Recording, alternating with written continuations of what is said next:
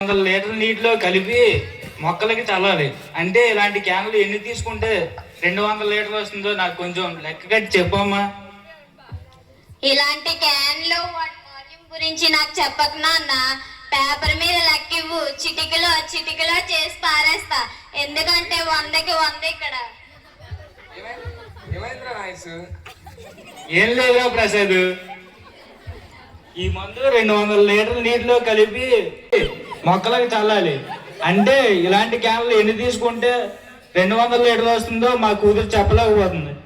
ఓ సింతేనా, మన బుచ్చి పేకంటే దిబ్బడి స్కూల్ లేదు, అందులో ఆ స్కూల్లో 10వ తరగతి చదువుతుంది మా పాప. ఎలాంటి లెక్కలు నువ్వు ఎన్ని ఇచ్చినా టకా టకా చేసి అమ్మా భవాని కాస్త లెక్క చేసి పెట్టవా?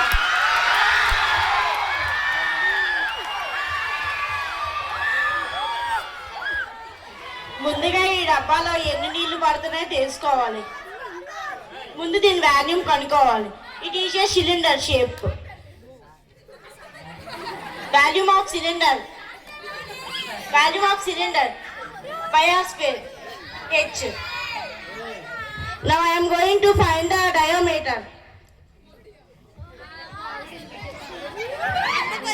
Diameter is 30 centimeters. So radius is 50 centimeters. Height of cylinder 56 centimeters.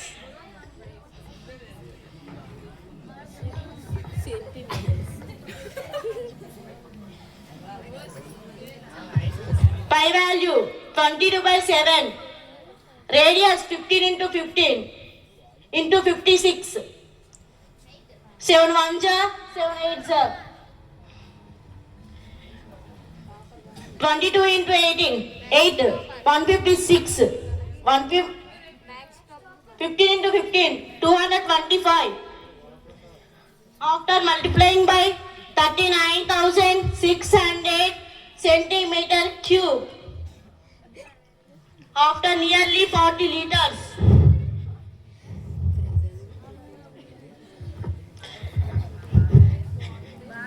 ఈ డబ్బాలో 40 లీటర్లు పడతాయి. అలాంటి 5 డబ్బాలు అయితే 200 లీటర్లు సరిపోతాయి.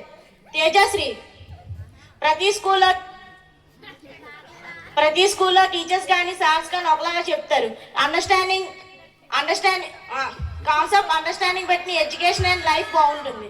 సరే, నేను ఇప్పుడు 100కి 100 తెచ్చుకోవడంతో పాటు మీలాగా అండర్స్టాండింగ్ కాన్సెప్ట్ కూడా తెలుసుకుంటా.